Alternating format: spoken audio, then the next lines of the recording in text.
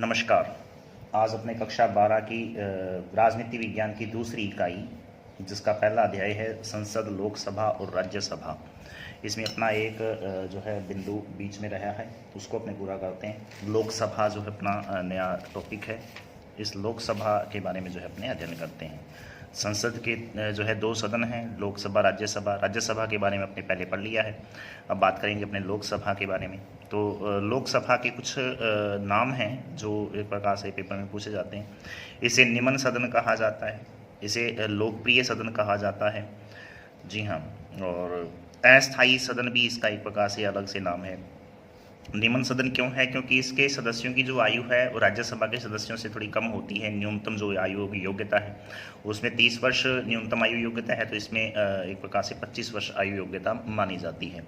तो इस वजह से इसको निम्न सदन कहा जाता है। लोकप्रिय इसलिए क्योंकि इसके जो नेता जो चुने जाते हैं वो अपने आप में जनता द्वारा प्रत्यक्ष वोट देकर एक प्रकार से उनका निर्वाचन किया जाता है। और तीसरा है अस्थायी सदन। ये इसलिए है क्योंकि इनका एक प्रकार से कार्यकाल है। वैसे अमूमन 5 वर्ष अपने मानते हैं, लेकिन यदि लोकसभा का बहुमत यदि गिर जाए तो 5 साल से पहले भी एक प्रकार से इस सदन को भंग कर दिया जाता है। इस वजह से ये अपने आप में क्या जी, अस्थायी सदन के तौर पे माना जाता है। अब इसकी जो है एक प्रकार से सदस्य संख्या की यदि बात करें तो सन 2026 तक राज्यसभा में भी ऐसा ही था, इसमें भी ऐसा है। सन 2026 तक जो लोकसभा सदस्यों की मैक्सिमम जो एक प्रकार से जो संख्या है, अधिकतम संख्या, वो 552 रखी गई है। ठीक है जी। और इसमें जो है एक प्रकार से वर्तमान में जो सदस्य संख्या है वो अपने आप में कितनी है जी, 545 एक जो है अपने आप में वर्तमान में इसकी सदस्य संख्या है। अब ये जो 545 लोग हैं, इनमें से कौन से कहाँ से एक प्रकार से निर्वाचित होते हैं, तो उनके बारे में अपने बात करते हैं। सबसे पहले याद रखना है कि राज्यों से जो है निर्वाचित होने वाले जो सदस्य हैं उनमें सबसे ज़्यादा किसके हैं, और क्रमानुसार अपने पढ़ते आएंगे। और राजस्थान चूँकि अपने राज्य का एक प्रकार से बारे में थोड़ा जानकारी जरूरी है, तो उसके बारे में अपने अध्ययन करेंगे। 530 जो है 28 राज्य हैं वर्तमान में, तो उन 28 राज्यों से 530 एक प्रकार से सदस्यों का निर्वाचन होता है, जिसमें यूपी सबसे ज़्यादा है 80 सदस्य, महाराष्ट्र में 48 जो है सदस्य हैं लोकसभा सदस्य, जिसको अपने सांसद बोल देते हैं, और पश्चिम बंगाल से 42 सदस्य, इसी तरीके से आंध्र प्रदेश से 42 सदस्य, बिहार से 40 सदस्य, और राजस्थान से आपको याद रखना है जो है 25 सदस्य अपने आप में लोकसभा के लिए निर्वाचित होते हैं। उसके बाद में बचे हुए जो अपने दिल्ली और पांडिचेरी और इस तरीके से टोटल जो 7 केंद्र शासित प्रदेश पहले थे, बाद में 9 हुए, फिर 8 हो गए हैं। तो उन जो है केंद्र शासित प्रदेशों से जो निर्वाचित होने वाले सदस्यों की संख्या वो 13 है। तो 13 सदस्य जो है केंद्र शासित प्रदेशों से, उनमें से दिल्ली में सबसे ज़्यादा है, 7 सदस्य दिल्ली से एक प्रकार से निर्वाचित होते हैं। 13 जो है टोटल अपने आप में केंद्र शासित प्रदेशों से हो गए, 530 ये, तो 530 और 13 543 हो गए। तो 543 लोगों का तो एक प्रकार से निर्वाचन होता है, जनता द्वारा उनको जो है चुना जाता है एक प्रकार से प्रत्यक्ष मतदान द्वारा। और इम्पॉर्टेंट जो बात है वो ये है कि 2 एंग्लो इंडियन, अर्थात जो 2 आंग्ल भारतीय, जिनमें से माता या पिता में से कोई एक जो है संतान, माता या पिता में से कोई एक अंग्रेज या एक भारतीय जो है भारतीय हो और दूसरा जो है विदेशी हो, तो जो है उनमें से उनकी पैदाइश होने वाली जो संतानें हैं, उनमें से जो है कोई 2 ऐसे लोग एंग्लो इंडियन जो कहलाएंगे, तो वो आंग्ल भारतीय या एंग्लो इंडियन का जो है प्रकार से राष्ट्रपति द्वारा मनोनयन किया जाता है। ध्यान रखेंगे, ये निर्वाचन नहीं होता है, मनोनयन होगा। ठीक है जी। तो 530 प्लस 13 543 और प्लस 2 एंग्लो इंडियन बराबर 545। तो 545 सदस्य वर्तमान में जो प्रकार से निर्धारित किए गए। ये कब चुने जाएंगे 2 एंग्लो इंडियन या जो मनोनीत होंगे? जब इन 543 लोगों में कोई 2 व्यक्ति एंग्लो इंडियन ना आए, यानी इन 530 और प्लस 13 इनमें से कोई एंग्लो इंडियन चुना नहीं जाता है, उस दौरान जो है इन 2 सदस्यों का क्या होगा जी, एक प्रकार से राष्ट्रपति द्वारा मनोनयन होगा। तो ये एक प्रकार से अलग से एक व्यवस्था की गई है, राष्ट्रपति इनको मनोनीत करेगा। अब यहाँ एक प्रश्न जो लॉजिकली एक प्रकार से बनता है वो ये है कि पेपर में पूछा जाता है राष्ट्रपति द्वारा संसद में कितने सदस्यों का मनोनयन किया जाता है। अब देखो यहाँ पे संसद बोला है, ना लोकसभा ना राज्यसभा। तो तो संसद का मतलब लोकसभा प्लस राज्यसभा दोनों को मिलाकर होगा। तो राज्यसभा में हमने पढ़ा था 12 सदस्य राष्ट्रपति द्वारा मनोनीत होते हैं, और लोकसभा में जो है 2 एंग्लो इंडियन मनोनीत होते हैं राष्ट्रपति द्वारा। तो 2 और 12 टोटल 14 हो गए। तो संसद के बारे में जब पूछेगा प्रश्न कि संसद में कितने सदस्यों को जो है मनोनीत करता है राष्ट्रपति, तो 14 उत्तर आएगा। यदि दोनों का अलग अलग पूछता है, जैसे संसद में लोकसभा के बारे में पूछा तो 2 एंग्लो इंडियन, ठीक है जी, और राज्यसभा की बात करता है तो फिर जो है 12 सदस्यों का जो है राष्ट्रपति द्वारा मनोनयन किया जाता है। ये थोड़ा अलग से अपने जो है इसको याद रखना है। तो उसके अलावा जो है अपने आगे जो है चर्चा बढ़ाते हैं इसकी, और वो ये है, अब कुछ एक जो है एक प्रकार से जो सीटों के से संबंधित कुछ प्रावधान किए गए हैं भारत के संविधान में। तो भारतीय संविधान का अनुच्छेद है 330, कुछ एक दो हैं जो इंपॉर्टेंट है, अपने उनको पढ़ेंगे, बाकी नहीं। तो 330 जो अनुच्छेद है उसके तहत लोकसभा में सीटों के आरक्षण का प्रावधान किया गया है। चूंकि अपने देखा भी है कि एक प्रकार से जब सांप्रदायिक निर्वाचन प्रणाली को बढ़ावा दिया गया अंग्रेजों द्वारा, तो उसके बाद में जो है बहुत सारे जो है एक प्रकार से समुदायों को अपने आप में आरक्षण क्षेत्र अलग से दिए गए थे। लेकिन महात्मा गांधी और अंबेडकर के बीच में जो विवाद हुआ, उसके बाद में पूना पैक्ट यानी पूना समझौता दोनों के बीच में हुआ, तब भी जो है एक प्रकार से 1932 में एक प्रकार से ये 25 नवंबर 1932 को पूना पैक्ट होता है, पूना समझौता होता है। उसमें भी सीटों के एक प्रकार से आरक्षण की बात महात्मा गांधी द्वारा स्वीकार की गई थी, और बाद में जो है भारत का संविधान जब लागू हुआ, लिखा गया, उसमें भी जो सीटों का आरक्षण जो है लोकसभा में निर्धारित कर दिया गया था। अब इन 545 लोगों में से एससी के जो कैंडिडेट हैं उनकी संख्या 79 रखी गई है। एससी सदस्य जो है एक प्रकार से 79 सदस्य उसमें से चुने जाएंगे आरक्षण जो है एक प्रकार से सीटों में। और उसके बाद में एसटी जो है वो अपने आप में वो 41 सदस्य हैं, ऐसे हैं जो अपने आप में इस लोकसभा सीट के लिए आरक्षित होते हैं। अर्थात पूरे 545 जो है एमपी में से 41 सदस्य एसटी के, ठीक है जी, और 79 सदस्य जो है वो अपने आप में एससी के जो है चुने जाएंगे। तो 41 और 79 जो है 120 हो जाएंगे। तो 120 सदस्य ऐसे होंगे 545 में से जो अपने आप में आरक्षित श्रेणी के जो है कैंडिडेट अपने आप में इस लोकसभा सदस्य के तौर पे चुने जाते हैं, निर्वाचित होते हैं। उसके अलावा बात आती है अनुच्छेद 331 की। तो अनुच्छेद 331 आंग्ल भारतीयों को लोकसभा में सीट का प्रावधान, जो आंग्ल भारतीय जो अपने आप में अभी अपने मनोनीत करने की जो बात की गई थी, तो वो जो है 331 अनुच्छेद के तहत भारतीय संविधान में ये लिखा गया है कि 2 आंग्ल भारतीयों को एक प्रकार से लोकसभा में सीटों का प्रावधान जो है वो किया जाएगा। तो ये एक अलग से याद रखने वाली बात है। उसके बाद में ये आप चाहे मत याद करें, क्योंकि ये थोड़ा सा विधानसभा से संबंधित बातें हैं। ये अपने नेक्स्ट टॉपिक जब विधानसभा का पढ़ेंगे तब उसमें जो है आ जाएगा। तो राज्यपाल द्वारा मनोनीत और ये सारी चीज़ें जो है, सरकारी सेवाओं में आरक्षण का प्रावधान जो है अनुच्छेद 335 है, तो ये भी कोई खास नहीं है अपने, क्योंकि लोकसभा का टॉपिक जो मेन पढ़ रहे हैं तो उसी को अपने मद्देनजर रखते हुए इसको छोड़ रहे हैं। आगे है लोकसभा सदस्यों के कार्यकाल की बात। तो लोकसभा सदस्यों का कार्यकाल जो है याद रखेंगे, पेपर में ऑप्शन वाले पेपर में जो है ना एक प्रकार से कंपटीशन के लिहाज से क्या करते हैं जो है स्टूडेंट की 5 वर्ष देखा, डायरेक्ट इसको टिक किया और भर दिया। ऐसा नहीं है, ऑप्शन अपने को देखना होता है कि उसमें क्या लिखा हुआ है। याद रखेंगे लोकसभा सदस्यों का कार्यकाल अस्थायी होता है, हमेशा तलवार हमेशा लटकती रहती है इनके ऊपर। इसका मतलब ये हो गया कि लोकसभा सदस्यों का कार्यकाल तब तक रहेगा जब तक उनके दल का लोकसभा में विश्वास बना है, तब तक वो जो है अपने आप में अपने पद पर रह सकते हैं। और यदि 5 वर्ष से पहले उनका विश्वास एक प्रकार से चलता रहा और बहुमत जो है एक प्रकार से उनका गिर जाता है, तो अपने आप में लोकसभा सदस्यों को अपना कार्यकाल जो है त्यागना पड़ता है, और वो अपना त्याग जो है कार्यकाल बीच में जो है छोड़ देते हैं। इसीलिए कहा जाता है, बहुत महत्वपूर्ण बात यहाँ पर याद आ रही है कि लोकसभा सदस्यों के लिए कहा जाता है कि लोकसभा के सदस्य एक साथ तैरते हैं और एक साथ ही डूब जाते हैं। ये बहुत इंपॉर्टेंट बात है। क्यों कहा जाता है? क्योंकि इनको जो है एक प्रकार से इनका विश्वास जब तक रहेगा लोकसभा के अंदर यानी बहुमत दल के अंदर, क्योंकि अपने ये एक सूत्र है याद रखने वाला बहुत महत्वपूर्ण, और वो ये है कि लोकसभा सदस्यों के लिए क्या होता है कि 1/2 + 1 का बहुमत जो है साधारण बहुमत होता है, और ये बहुमत होना बहुत ज़रूरी होता है किसी भी एक प्रकार से जो है दल में अपने आप में सदन में अपनी सदस्यता को कायम रखने के लिए, खासतौर पे लोकसभा के लिए। तो 545 सदस्य टोटल हैं। इन 545 का 1/2 प्लस 1 वाला जो बहुमत है वो होना बहुत जरूरी है। तो 545 का 1/2 लगभग 171 के आसपास आ रहा है, 171-72 के आसपास, प्लस 1 मतलब 172 से प्लस सीटें होना 272 से प्लस जो है सीटें होना जो है जरूरी होता है।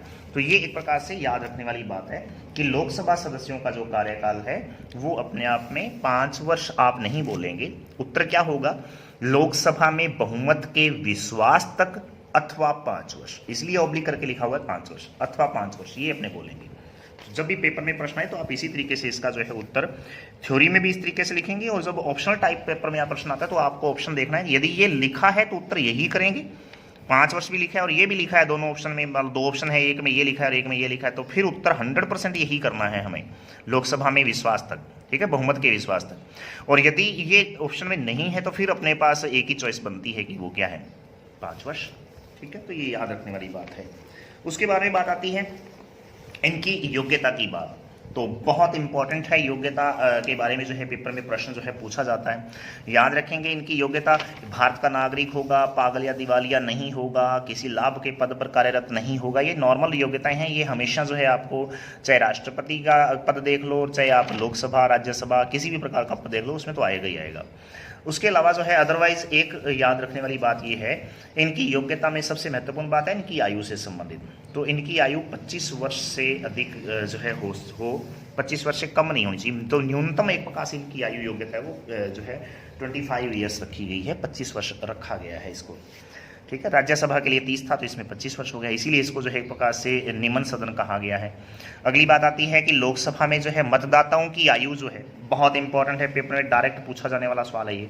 लोकसभा में जो मतदाता हैं, जो वोट देने वाले लोग हैं, जनता जिसको बोलते हैं, तो वयस्क मताधिकार का एक प्रकार से जो संशोधन किया गया था, 61वां संविधान संशोधन 1989।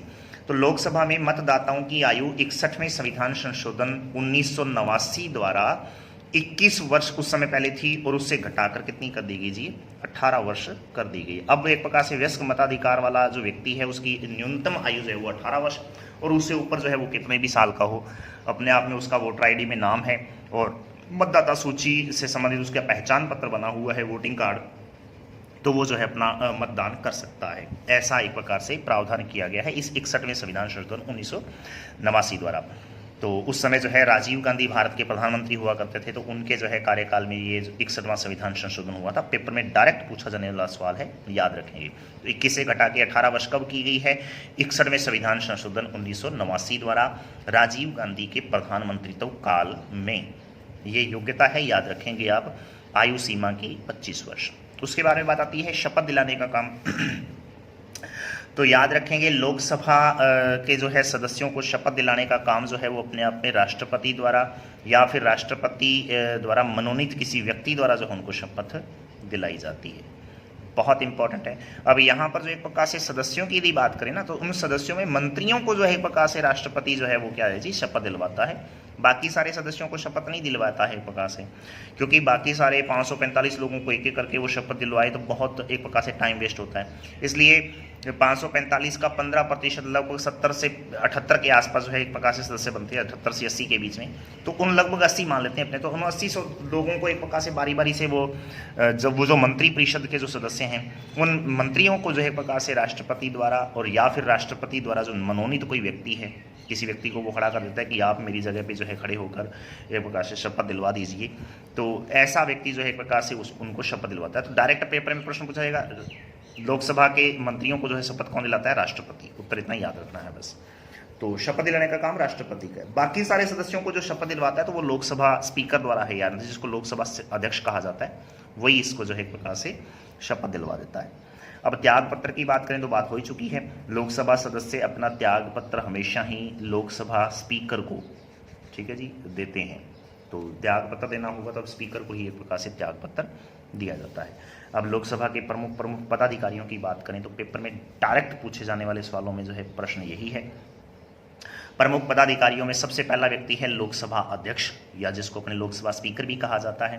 अनुच्छेद 93 में जो है एक प्रकार से इस लोकसभा अध्यक्ष का जो है प्रावधान किया गया है। एक इससे संबंधित एक जो है कोई खास एक पद्धति है जिसको अपनाया जाता है, वो क्या है, इस लोकसभा अध्यक्ष का चुनाव कैसे होता है। तो ये है कि एक प्रोटेम या फिर अस्थायी स्पीकर की पहले नियुक्ति राष्ट्रपति द्वारा की जाती है। प्रोटेम स्पीकर या फिर अस्थायी स्पीकर की नियुक्ति राष्ट्रपति द्वारा की जाएगी। जो लोकसभा में सबसे वरिष्ठ एक प्रकार से सदस्य होता है पूर्व की लोकसभा का, जो पिछली लोकसभा जो एक प्रकार से अपने आप में उसका कार्यकाल पूरा हुआ है, उस लोकसभा का अपने आप में वरिष्ठतम सदस्य होता है।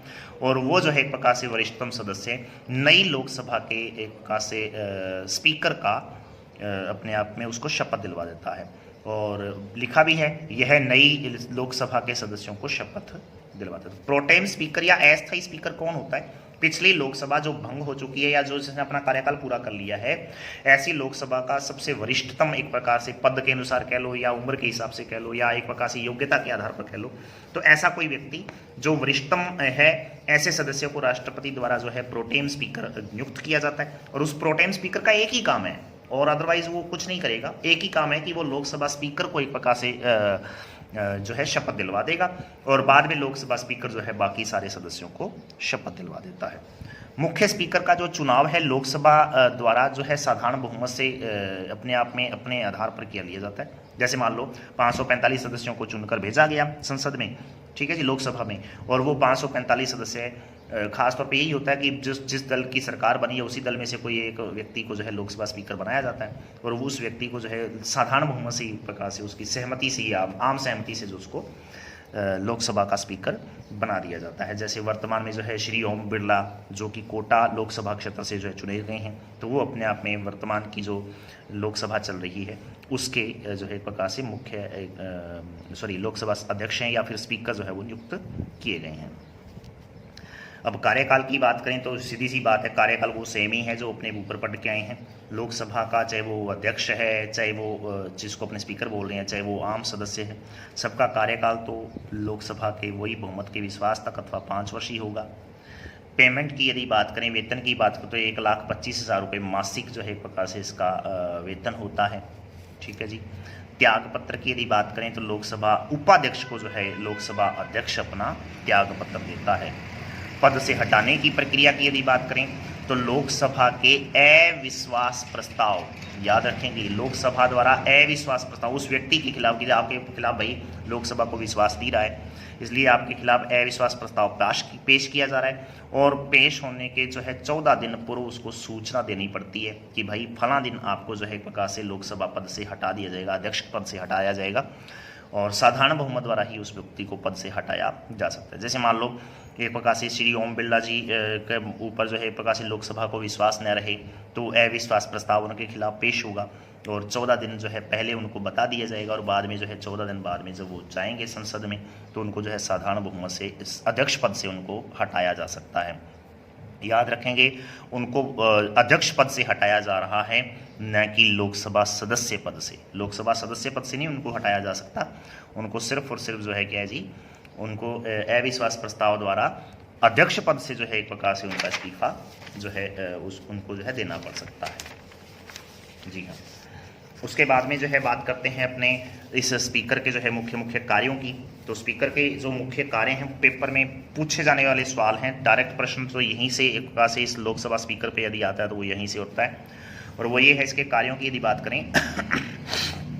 एक तो अनुच्छेद 100 आपको याद रखना है 100, इसके अंतर्गत जो है निर्णायक मत देने का अधिकार स्पीकर के पास होता है। मान लो लोकसभा में एक प्रकार से किसी जो है मुद्दे पर एक प्रकार से बात आ रही है किसी वोटिंग की, किसी भी साधारण विधेयक पर या विशेष विधेयक पर अपने आप में वोटिंग की जा रही है और उस वोटिंग में उस मतदान में वोट बराबर हो जाते हैं, 2 से एक तरफ मान लो ऐसा हो जाए, तो फिर जो है हाँ या ना में पक्ष या विपक्ष में किसी भी एक को जो है चुनने का अधिकार केवल और केवल स्पीकर को होगा, तभी वो एक प्रकार से वोट दे पाएगा, अन्यथा वो वोट नहीं दे सकता। जब तक मतदान बराबर नहीं होगा तब तक लोकसभा स्पीकर वोट नहीं दे सकता। स्पीकर वोट तभी देगा जब अपने आप में निर्णायक मत तभी देगा, तभी निर्णायक है ना ये, क्योंकि वोट कब दे रहा है, जब स्थिति बराबर हो जाए, एक प्रकार से इक्वल हो जाए जब वोटिंग, तब जो है वो निर्णायक मत देगा। वो चाहे पक्ष में दे विपक्ष में दे वो उसकी मर्जी है, लेकिन एक प्रकार से निर्णायक मत देने का अधिकार है अनुच्छेद 100 के अनुसार। इंपॉर्टेंट जो है अनुच्छेद है 108, इसके तहत वो क्या करता है, संयुक्त अधिवेशन की अध्यक्षता करता है। अब ये संयुक्त अधिवेशन क्या होता है, लोकसभा और राज्यसभा पर किसी भी मुद्दे पर एक प्रकार से असहमति पैदा हो जाती है, खास तौर पे साधारण विधेयक पर। साधारण विधेयक पर लोकसभा और राज्यसभा में कोई मतभेद पैदा हो जाता है। वित्त विधेयक, धन विधेयक की बात नहीं है, सिर्फ और सिर्फ साधारण विधेयक की बात कर रहा हूँ। साधारण विधेयक पर जब लोकसभा और राज्यसभा में मतभेद पैदा हो जाता है, तब राष्ट्रपति जो है अनुच्छेद 108 के तहत संयुक्त अधिवेशन बुलाता है, आहूत करता है। आहूत मतलब बुलाना, आहूत करता है, बुलाता है। और उसी अनुच्छेद 108 अनुच्छेद के तहत उस बुलाए गए लोकसभा और राज्यसभा के संयुक्त अधिवेशन की अध्यक्षता केवल और केवल कौन करेगा जी? लोकसभा अध्यक्ष करेगा, स्पीकर करेगा। ये उसका मुख्य काम है, मोस्ट इंपॉर्टेंट कार्य है ये उसका। अब देखो, राज्यसभा का जो है एक प्रकार से अध्यक्षता सीधी सी बात है सभापति महोदय करते हैं। सभापति कौन है? जो देश का उपराष्ट्रपति, क्योंकि राज्यसभा का जो पदेन सभापति कौन होता है? देश का जो उपराष्ट्रपति होगा वही उसका पदेन सभापति होता है। तो लोकसभा राज्यसभा का जब संयुक्त अधिवेशन आता है तो फिर जो है उपराष्ट्रपति उसकी जो है अध्यक्षता नहीं करता है, उसकी अध्यक्षता लोकसभा स्पीकर द्वारा की जाती है। ये मोस्ट इंपॉर्टेंट कार्य है, अनुच्छेद 108 के तहत आपको इसको बहुत अच्छे तरीके से याद कर लेना है। उसके बारे में बात आती है, कोई विधेयक धन विधेयक है या नहीं, उसका प्रमाण पत्र जो है एक प्रकार से जारी करने का काम भी इस लोकसभा स्पीकर का है, अनुच्छेद 110 के तहत। अनुच्छेद 110 कहता है धन विधेयक का प्रमाण पत्र वो जारी करेगा। कोई विधेयक धन विधेयक है या नहीं, इसकी जांच करेगा वो लोकसभा स्पीकर जो है। क्योंकि हम ये पढ़ते हैं कि भारतीय संसद के संविधान में ये स्पष्ट तौर पे लिखा है कि भारत का जो एक प्रकार से जो साधारण विधेयक है वो लोकसभा या राज्यसभा किसी में भी पेश पहले किया जा सकता है, प्रस्तुत किया जा सकता है, और वहाँ पारित होने के बाद में दूसरे सदन में जाएगा वो। जैसे मान लो कोई साधारण विधेयक कोई सा भी हो तो उसको पहले जो है लोकसभा में जो है जाने दो, चाहे उसको पहले राज्यसभा में पेश कर दो, एक ही बात है, दोनों में से कहीं भी हो जाएगा। लेकिन जब बात आएगी धन विधेयक की, तो धन विधेयक केवल और केवल पहले लोकसभा में ही प्रस्तुत किया जाएगा, वहाँ पारित होने के बाद जो है वो राज्यसभा में जाएगा। तो लोकसभा में पहले जाएगा। तो ये कोई विधेयक धन विधेयक है या नहीं है, इसकी जांच करने का काम जो है अपने आप में अनुच्छेद 110 के तहत स्पीकर का है। ये भी इसका मुख्य कार्य है। तो ये तीन इसके मुख्य कार्य। उसके बारे में बात आती है, लोकसभा की वेतन भत्तों की समिति को छोड़कर बाकी समितियों की नियुक्ति भी जो है एक प्रकार से इस स्पीकर द्वारा ही की जाती है। लोकसभा में जो वेतन भत्तों की समिति है, उस समिति को छोड़कर बाकी जितनी भी समितियां हैं लोकसभा की, उन लोकसभा समितियों की नियुक्ति करने का जो काम है वो अपने आप में इस लोकसभा अध्यक्ष का होता है। तो ये मुख्य कार्य हैं, आप इनको जो है थोड़ा सा याद कर लेंगे। अब बात करते हैं कि जो अपने उनके ऊपर अविश्वास प्रस्ताव जो पेश करने की जो बात अपने की गई थी, उसी के बारे में जो है थोड़ी बात चर्चा जो है नोट अपने यहाँ पर कर लेते हैं। थोड़ा पीछे रह गया था थोड़ा, और वो ये है कि यदि जो है स्पीकर के विरुद्ध अविश्वास प्रस्ताव विचाराधीन है, अभी चल रहा है पूरा, उसके जो है ऊपर अविश्वास प्रस्ताव पूरी तरह से पारित नहीं हुआ मान लो, तो विचाराधीन है, तब उसे लोकसभा के संयुक्त अधिवेशनों की अध्यक्षता करने का अधिकार नहीं होगा। अर्थात 108 अनुच्छेद के तहत वो संयुक्त अधिवेशन की अध्यक्षता जो कर रहा है, वो उसको अध्यक्षता जो है करने का अधिकार तब उसके पास नहीं होगा जब उसके पास अविश्वास प्रस्ताव जो है उसके खिलाफ विचाराधीन है, कि उसको हटाने की प्रक्रिया। मान लो आज पहला दिन है और उसको 14 दिन बाद में ये कहा जाएगा कि आप 14 दिन बाद में उसको कह दिया कि आप फलां तारीख को, आज से ठीक 14 दिन बाद में जो है आइए और आपके खिलाफ अविश्वास प्रस्ताव पेश किया जाएगा और आपको पद से हटाया जाएगा। और उसी दौरान मान लो 3 दिन गुजरे और फिर जो है संयुक्त अधिवेशन बुला लिया राष्ट्रपति ने, तब जो है ऐसे स्थिति में वो अविश्वास प्रस्ताव के चलते इस जो है संयुक्त अधिवेशन की अध्यक्षता का अधिकारी नहीं होगा। तब कौन करेगा? तो उपाध्यक्ष जो होता है वो अपने आप में जो है अध्यक्षता करेगा फिर उस कंडीशन में। याद रखने वाली बात है, जो जीके के हिसाब से यदि देखें तो गणेश वासुदेव मावलंकर जो हैं वो 1952 से 1956 तक भारत की पहली लोकसभा के अध्यक्ष थे। गणेश वासुदेव मावलंकर, ठीक है जी, तो वो उसके जो है अध्यक्ष थे उस समय। और उसके बाद में जो है बात आती है वर्तमान में जो इसके जो लोकसभा अध्यक्ष हैं तो सुमित्रा महाजन नहीं है, आप इनको जो है काट देंगे यहाँ पर। सुमित्रा महाजन पिछली जो है लोकसभा की अध्यक्षता कर रही थी, अब जो है एक प्रकार से लोकसभा की अध्यक्षता जो है आ गई है श्री ओम बिड़ला जी के पास। ओम बिड़ला जो कि अपने आप में लोकसभा में एक अध्यक्ष पद पर जो है वर्तमान में कार्यरत हैं और कोटा लोकसभा क्षेत्र से जो है प्रकाश से वो निर्वाचित हुए हैं, तो वो अपने आप में अब इसके अध्यक्ष बने हुए हैं। तो ये अपने आप में लोकसभा से संबंधित कुछ मुख्य बातें थी, आप इनको अच्छी तरह से याद करें। इससे संबंधित कुछ एक प्रश्न है, तो आपको वो प्रश्न जो है मैं दोहरा देता हूँ, फटाफट आप उनको जो अच्छी तरह से याद कर लेंगे। और प्रश्न इस तरीके से हैं। नंबर 1 बात आती है अपने लोकसभा अध्यक्ष जो है लोकसभा के बारे में। पहला प्रश्न है, लोकसभा को अन्य किस नाम से जाना जाता है, किन नामों से पुकारा जाता है, ये आपको जो है बताना है। उसके बारे में बताया, लोकसभा में राष्ट्रपति द्वारा कितने सदस्यों को मनोनीत किया जाता है, कौन से वो लोग होते हैं ये भी बताना है आपको, कितने लोगों को जो है और कौन से लोगों को मनोनीत किया जाता है लोकसभा में। तो लोकसभा सदस्यों की निर्वाचन प्रणाली क्या है उसका उल्लेख करना है आपको। लोकसभा का कार्यकाल कितना होता है ये आपको बताना है, और लोकसभा स्पीकर के कार्यों का वर्णन आपको करना है। जो भी अपने पढ़ा है इस वीडियो के अंतर्गत, लोकसभा स्पीकर के मुख्य कार्य आपको बताने हैं, लिखने हैं। ठीक है जी, तो आज के लिए इतना ही। धन्यवाद। जय हिंद, जय भारत।